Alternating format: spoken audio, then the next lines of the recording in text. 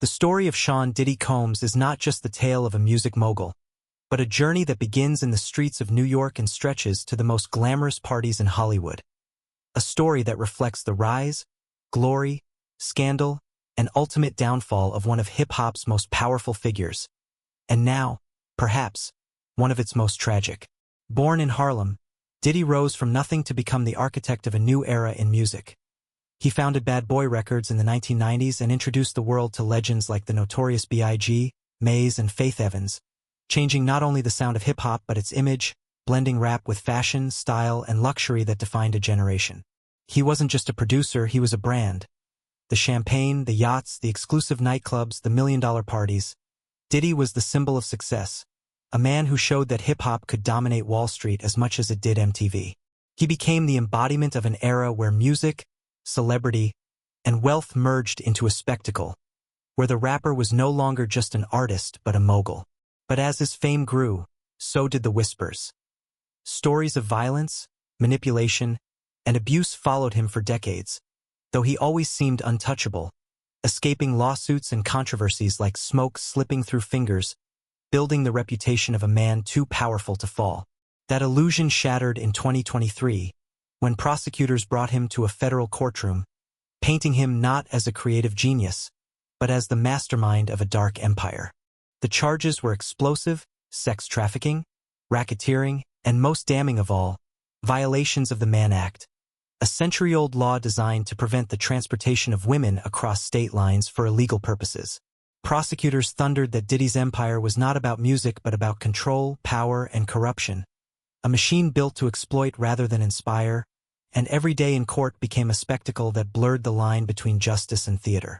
Witnesses described wild parties where drugs, alcohol, and fear filled the air, where young women found themselves trapped in a cycle where leaving could mean the end of their careers or worse. Others testified that Diddy used money and intimidation to silence opposition, while journalists outside turned every testimony into breaking news, broadcasting the scandal to the world. His defense team fought back with equal fire, branding the case a witch hunt, claiming witnesses were chasing fame, that the government wanted a celebrity trophy to parade in front of cameras, and that the trial was less about justice and more about tearing down a black cultural icon. Yet no amount of legal spin could erase the weight of the testimonies, the damning images, and the atmosphere of a kingdom built on secrecy. Then came the verdict. After tense hours of jury deliberation, the world held its breath. On the most serious charges, sex trafficking and racketeering, he was acquitted, sparking gasps of relief among his supporters in the courtroom.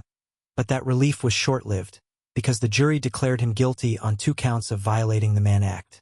Silence fell like a curtain. Diddy closed his eyes and leaned back in his chair, while his family broke down in quiet sobs. Outside, the press erupted into a storm of camera flashes, broadcasting his downfall around the globe. Now, as the world waits for October 3rd, sentencing day looms like an executioner's shadow. Each guilty count carries a possible 10 years. Prosecutors demand 4, while his defense pleads for 2, pointing out that he has already served a year. The judge, however, remained unmoved, declaring him a flight risk and a danger to society. The gavel fell with finality, leaving Diddy behind bars until the day of judgment. But just as the world was digesting the courtroom drama, whispers of politics emerged, turning the scandal into a national conversation.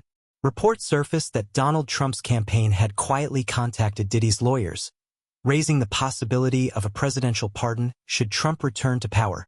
Trump himself hinted, "If there's injustice, I'll look into it." And suddenly, Diddy's fate wasn't just about his crimes. It became entangled with the machinery of American politics, where celebrity, race, and power collide in unpredictable ways. Yet even a potential pardon could not erase the destruction left in his wake. Civil lawsuits, abandoned partnerships, and a once mighty empire reduced to ashes.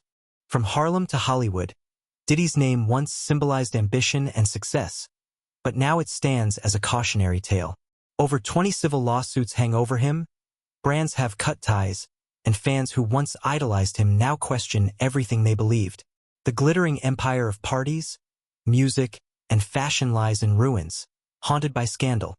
His story is no longer about triumph, but about rise and ruin,